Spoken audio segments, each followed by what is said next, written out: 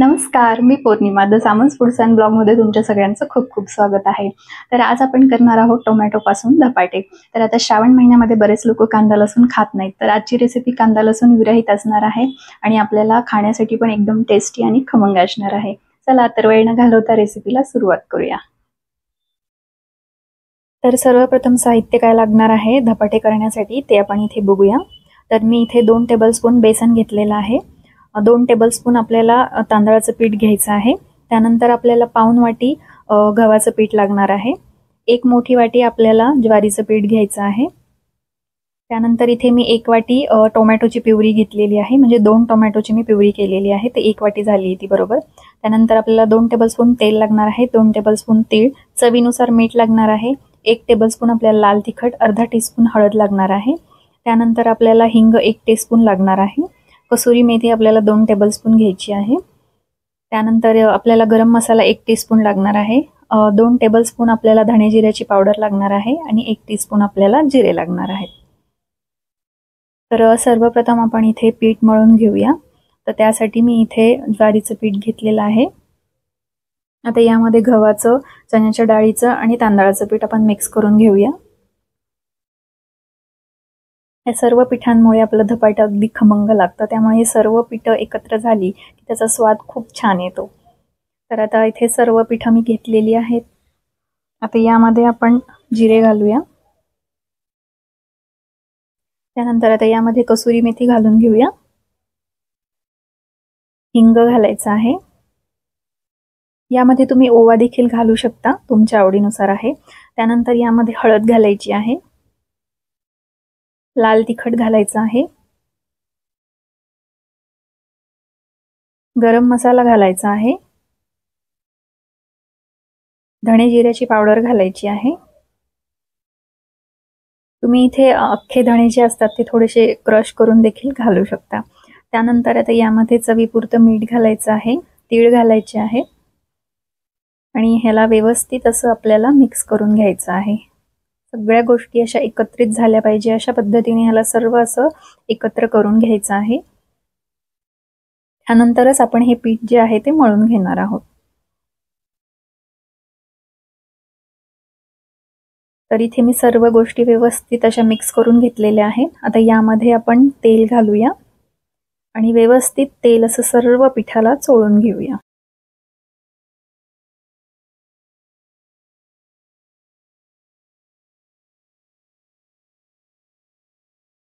असं चोळून चोळून आपल्याला हे तेल असं व्यवस्थित एकत्र करून घ्यायचं आहे.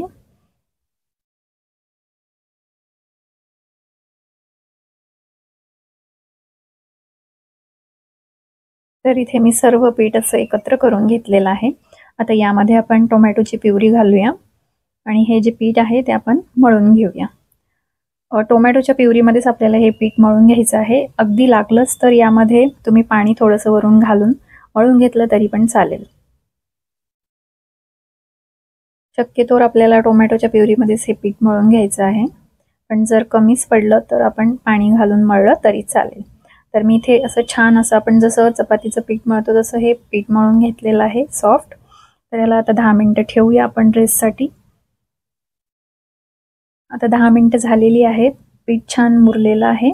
एकदा आपण ह्याला मळून घेऊया आणि ह्याचे गोळे तयार करून घेऊया. तर इथे मी मीडियम आकाराचे धपाटे तयार करत आहे. तुम्हाला जर याच्यापेक्षा मोठे हवे असतील तर थोडासा गोळा मोठा घेतला तरी पण चालेल. मी एवढे आकाराचे गोळे तयार करून घेतले आहेत. तर आता हा जो गोळा आहे तो आपण लाटून घेऊया. तर ह्याला गव्हाचं पीठ लावायचं आहे आणि लाटून घ्यायचं आहे.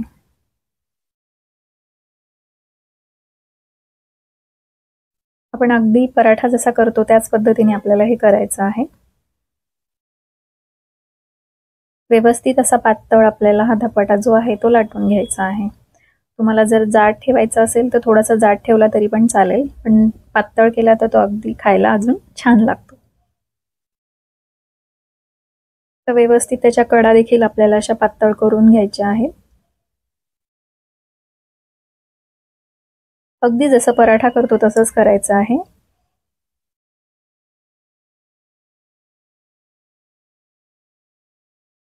तर मी इथे व्यवस्थित असा धपाटा लाटून घेतलेला आहे.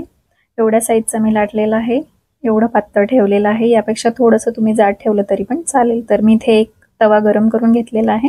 आता यावरती धपाटा आपण भाजून घेऊया. आता एक अर्धा मिनिट झालेला आहे. धपाटा पलटून घेऊया आणि ह्याला तेल किंवा तूप लावून आपल्याला याला भाजून घ्यायचं आहे. तर मी इथे तेल वापरतीये. तर व्यवस्थित असं आपल्याला तेल दोन्ही साईडने लावायचं आहे याला.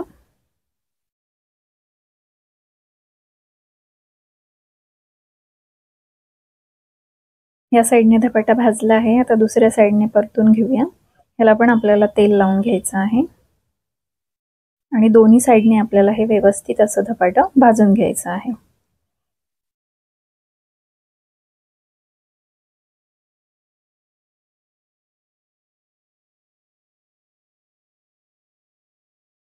हे धपाटे आरामामध्ये 2 ते 3 दिवस बाहेर टिकतात.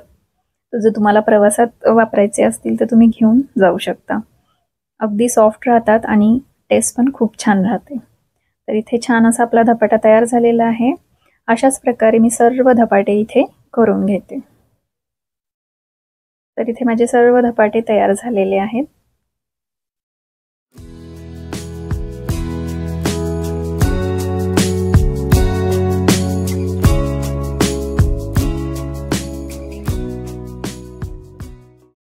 तर अशा प्रकारे आपलं खमंग असं टोमॅटोपासून बनलेलं धपाटं तयार झालेलं आहे.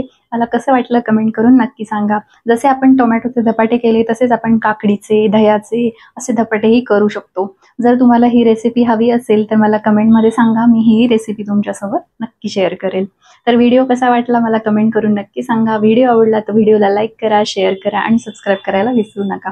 शेजारच्या बेल आयकॉनवरती क्लिक करा म्हणजे नवीन व्हिडिओजचे अपडेट तुम्हाला येत राहतील.